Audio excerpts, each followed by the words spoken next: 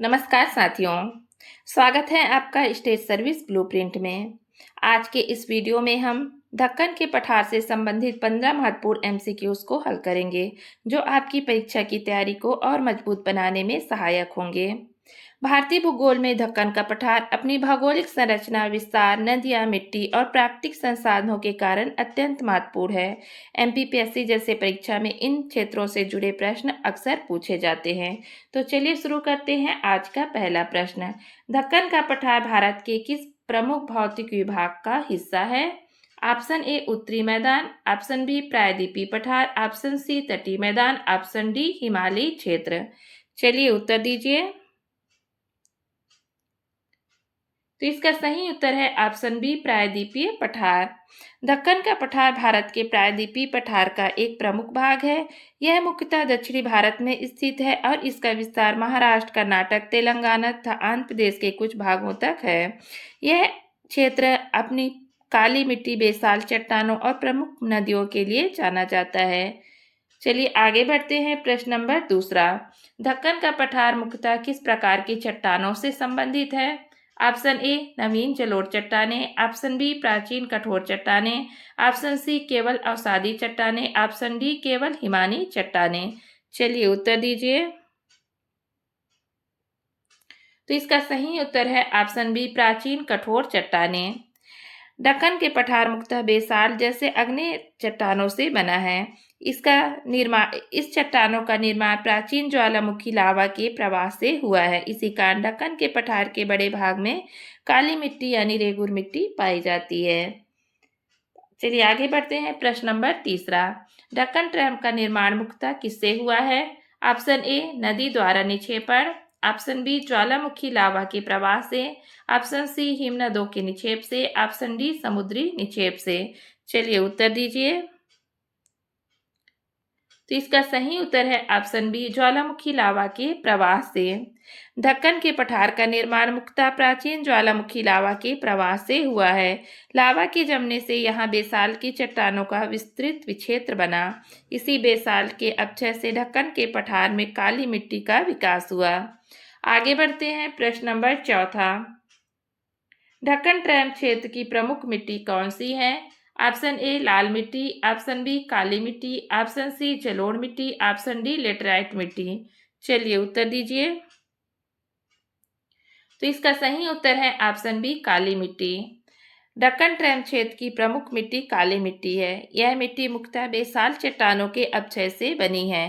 काली मिट्टी कपास की खेती के लिए विशेष रूप से उपयुक्त मानी जाती है। आगे बढ़ते हैं। प्रश्न नंबर पांचवा। दक्कन का पठार सामान्यतः किस दिशा में ढलान रखता है? ऑप्शन ए पश्चिम से पूर्व, ऑप्शन बी पूर्व से पश्चिम, ऑप्शन सी उत्तर से दक्षिण, ऑप्शन डी दक्षिण से उत्तर। चलिए उत्तर दीजिए। तो इसका सही उत्तर है ऑप्शन ए पश्चिम से पूर्व।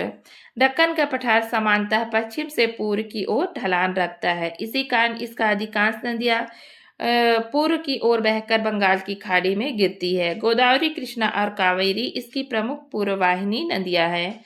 आगे बढ़ते हैं। प्रश्न नंबर छठवा। निम्नलिखित में से कौन सी नदी दक्कन के पठार से होकर बहती है? Option A Godavari, option B Sutlej, option C Jhelum, option D Chenab. चलिए उत्तर दीजिए। तो इसका सही उत्तर है ऑप्शन ए गोदावरी। गोदावरी नदी दक्कन के पठार की प्रमुख नदियों में से एक है। इसका उद्गम महाराष्ट्र के नासिक जिले में त्र्यंबकेश्वर के पास होता है। यह मुख्यतः पूर्व की ओर बहते हुए बंगाल की खाड़ी में गिरती है। आगे बढ़ते हैं। प्रश्न नंबर सातवां। दक्कन के पठार की पश्चिमी सीमा से संबंधित प्रमुख पर्वत श्रेणी कौन सी है? Option A Aravalli, option B पश्चिमी घाट, option C Himadri, option D Shivalik. चलिए उत्तर दीजिए। तो इसका सही उत्तर है ऑप्शन बी पश्चिमी घाट। दक्कन के पठार की पश्चिमी सीमा पर पश्चिमी घाट यानी सह्याद्री पर्वत श्रेणी स्थित है। पश्चिमी घाट अरब सागर के समांतर उत्तर दक्षिण दिशा में फैले हुए हैं और इनकी ऊंचाई और पश्चिमी ढाल के कारण यहाँ अधिक वर्षा होती है तथा अनेक नदियों का उद्गम होता है। आगे बढ़ते हैं। प्रश्न नंबर आठवां। दक्कन के पठार की पूर्वी सीमा से संबंधित प्रमुख पर्वत श्रेणी कौन सी है? ऑप्शन ए पूर्वी घाट, option B Satpura, option C Aravalli, option D Himalaya. चलिए उत्तर दीजिए। तो इसका सही उत्तर है ऑप्शन ए पूर्वी घाट। पूर्वी घाट दक्कन पठार की पूर्वी सीमा बनाते हैं। ये मुख्यतः उड़ीसा, आंध्र प्रदेश और तमिलनाडु से होकर गुजरता है। पूर्वी घाट असतत टूटे फूटे पर्वत श्रेणी है। आगे बढ़ते हैं। प्रश्न नंबर 9। निम्नलिखित में से कौन सा ढक्कन पठार की प्रमुख नदी नहीं है? Option A Krishna, option B Godavari, option C Kaveri, option D Yamuna. चलिए उत्तर दीजिए। तो इसका सही उत्तर है ऑप्शन डी यमुना। गोदावरी, कृष्णा और कावेरी प्रायद्वीपीय भारत की प्रमुख नदियां हैं और दक्कन क्षेत्र से संबंधित है।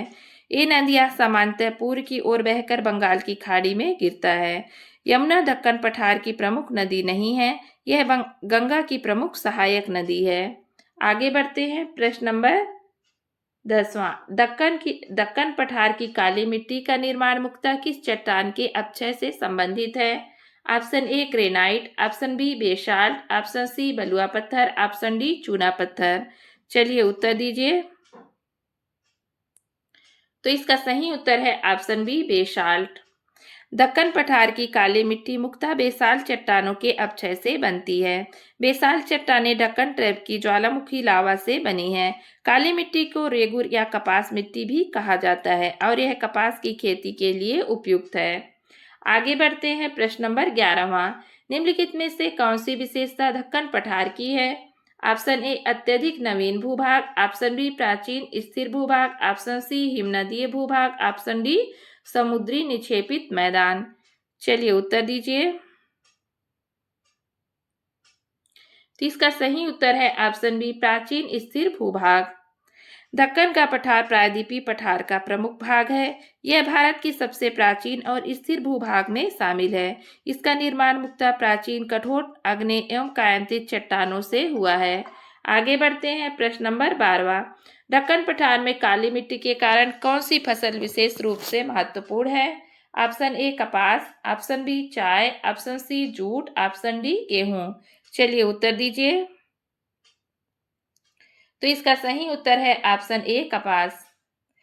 दक्कन पठार की काली मिट्टी कपास की खेती के लिए विशेष रूप से उपयुक्त है। काली मिट्टी में नमी बनाए रखने की क्षमता अधिक होती है, जो कपास के लिए लाभदायक है। इसलिए दक्कन क्षेत्र में कपास एक महत्वपूर्ण फसल है। आगे बढ़ते हैं। प्रश्न नंबर 13वां। निम्नलिखित में से कौन सी नदी पश्चिम की ओर बहती है और दक्कन क्षेत्र से संबंधित है? Option A Godavari, option B Krishna, option C Narmada, option D Kaveri. चलिए उत्तर दीजिए। तो इसका सही उत्तर है ऑप्शन सी नर्मदा। नर्मदा नदी प्रायद्वीपीय भारत के प्रमुख नदियों में से एक है और पश्चिम की ओर बहती है। यह विंध्य और सतपुड़ा पर्वत श्रेणियों के बीच ब्रह्म घाटी से होकर बहती है। अंततः नर्मदा नदी अरब सागर की खंबात की खाड़ी में गिरती है। आगे बढ़ते हैं। प्रश्न नंबर 14वां। दक्कन का पठार मुख्यतः किन राज्यों के क्षेत्रों में विस्तृत है?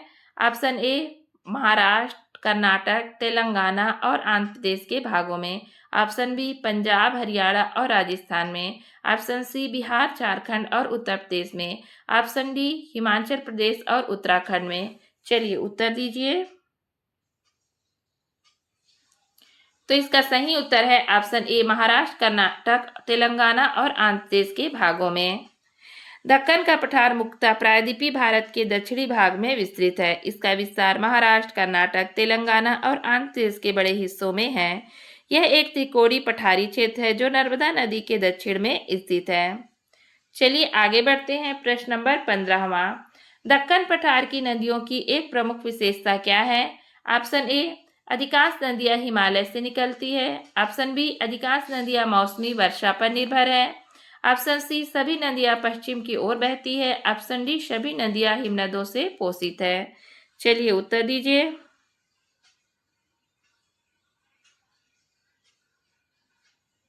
तो इसका सही उत्तर है ऑप्शन बी अधिकांश नदियां मौसमी वर्षा पर निर्भर है। दक्कन प्रायद्वीपीय पठार की अधिकांश नदियां मौसमी होती है। इनका जल प्रवाह मुख्यतः मानसूनी वर्षा पर निर्भर करता है। इसलिए शुष्क मौसम में इन नदियों की जल स्तर और प्रवाह में कमी आ जाती है। तो दोस्तों, आज का सेशन यही समाप्त होता है। आज का यह एमसीक्यूज आपके लिए उपयोगी रही हो तो इस वीडियो को लाइक करें, चैनल को सब्सक्राइब करें और ऐसे ही महत्वपूर्ण एमसीक्यूज के लिए जुड़े रहिए स्टेट सर्विस ब्लूप्रिंट के साथ। आपकी सफलता ही हमारा लक्ष्य है। मिलते हैं अगले वीडियो में, तब तक के लिए धन्यवाद।